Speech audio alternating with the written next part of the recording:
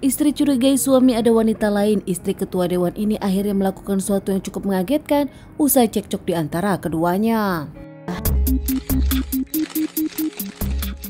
Kasus ini pun terjadi di Sulawesi Tenggara. Bapak Musakir Sarira berusia 49 tahun dikenal sebagai ketua DPRD Kalaka Utara Sulawesi. Dirinya pun sebagai kader PDIP. Menikah dengan Andi Erni Astuti, istri dari pernikahan kedua setelah Musakir bercerai dengan pernikahan pertamanya. Di pernikahan pertamanya Musakir dikaruniai satu orang anak yang dirawat oleh mantan istrinya. Sementara dengan pernikahannya bersama Erni, Musakir dikaruniai 3 orang anak. Erni sendiri berusia 37 tahun. Dirinya sudah menjabat di kepala seksi di Dinas Kesehatan Kolaka.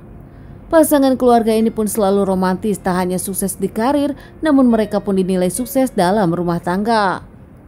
Pasangan ini pun kerap membuat orang lain iri, kerap pamerkan kemesraan. Sang istri yang aktif di sosial media pun kerap memposting kebahagiaan kemesraan bersama. Salah satu postingan dari Erni dan juga sang suami di sosial media saat keduanya melakukan ibadah haji. Pasangan rumah tangga ini pun mendapat banyak doa dari orang-orang saat mereka memposting ibadah haji di sosial media. Ternyata beberapa bulan setelah mereka pulang, nampaknya ada kejadian yang cukup mengejutkan di rumah tangga mereka. Tak lama setelah pulang ke tanah air, ada peristiwa cukup mengagetkan di rumah dinas mereka.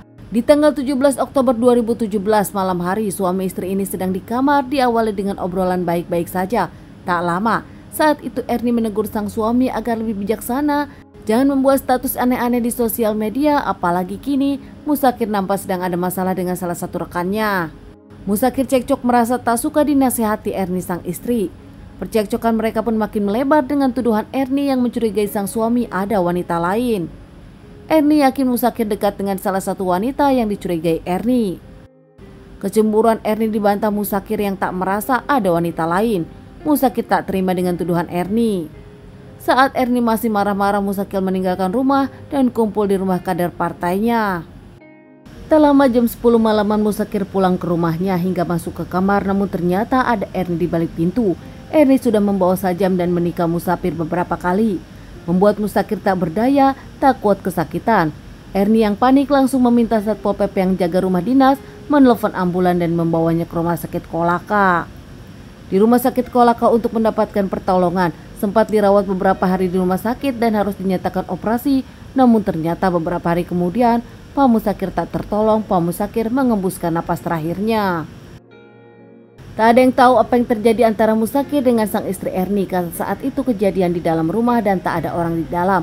Orang-orang hanya di luar dan orang-orang pun sudah tidur.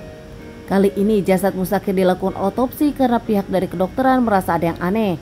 Hasil otopsi menyebutkan kalau Musakir mendapatkan beberapa kali tikaman senjata tajam dan yakin ini disengaja. Pihak dari kepolisian pun mewawancarai 5 orang yang ada di TKP saat itu. 4 Satpol PP yang membantu mengangkat, sementara 1 orang lagi adalah istri dari Musakir, Erni. Saat diinterogasi pihak kepolisian dan ditanyai dengan jelas oleh pihak kepolisian, akhirnya Erni tak bisa berbelit lagi. Erni mengakui dirinya lah pelakunya. Saat itu Erni mengaku karena cemburu, yakin sang suami ada main dengan wanita lain, namun sang suami malah pergi, enggan menjelaskan apapun kepada dirinya. Dengan penuh kesedihan setelah dilakukan otopsi, jasad dari Pak Musakir pun dikembalikan kepada keluarga dan dimakamkan di pemakaman keluarga.